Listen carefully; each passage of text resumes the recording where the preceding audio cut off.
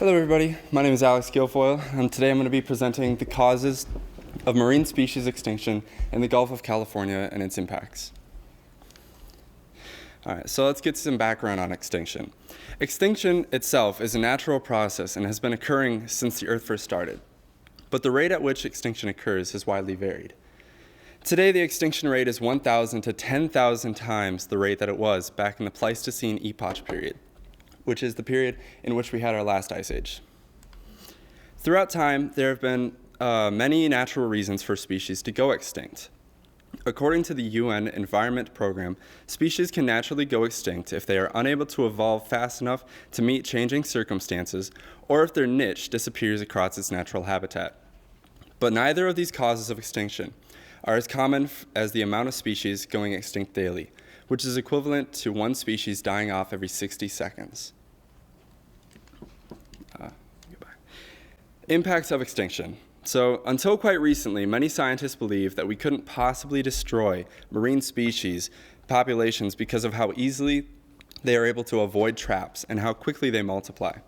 Our notions of how much of an impact we as humans are able to have on our world we live in has dramatically changed thanks to new research, and is more than likely to change even more in the coming years. So some example species. Specific species that are currently on the brink of extinction or are critically endangered within the Gulf of California would be the toa toba fish and the vaquita. Now, what is a vaquita, you may ask? And how do they connect? Well, the vaquita is a species of porpoise that is endemic to the northern part of the Gulf of California. The vaquita is on the brink of extinction, with an estimated 6 to 22 individuals left on the planet. The word vaquita is Spanish for little cow, and many people often confuse the vaquitas with dolphins, but they are smaller, about 5 feet in length, have a chunkier body, and a rounded head with no snout. Vaquitas are very shy, private creatures, and little is actually known about them. They weren't discovered until quite recently, 1958, when 3 skulls were discovered on a beach north of Punta San Felipe in Baja California. The unfortunate part about how these two species are connected are the tools being used to kill them. Gill nets. To get further into this threat, I turn to the World Wildlife Fund for Nature, who states that if fishery bycatch is not eliminated immediately, the vaquita may go extinct within this year.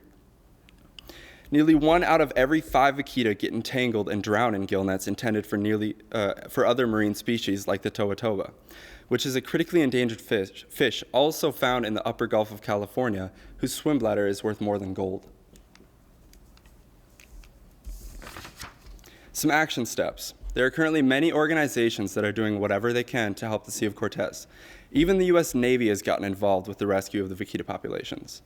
They're simply trying to capture a few vaquitas and keep them safe until the region is free from the illegal fishing.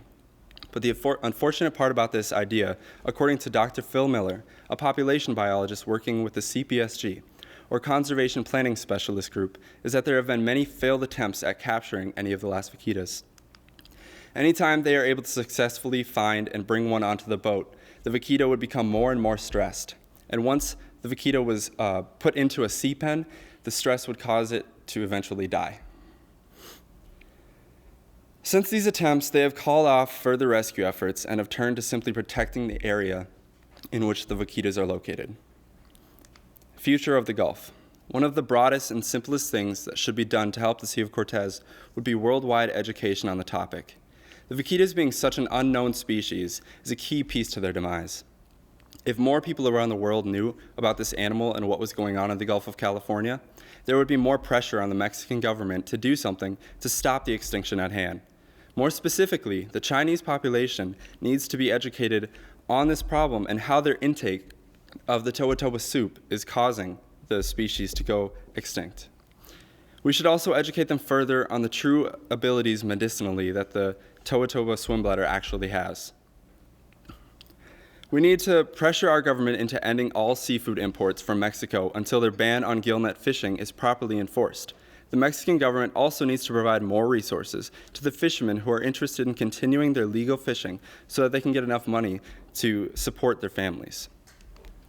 The Chinese government also needs to enforce the trade ban of the toa toba swim bladder by having higher security at customs to stop the bladders from entering the country.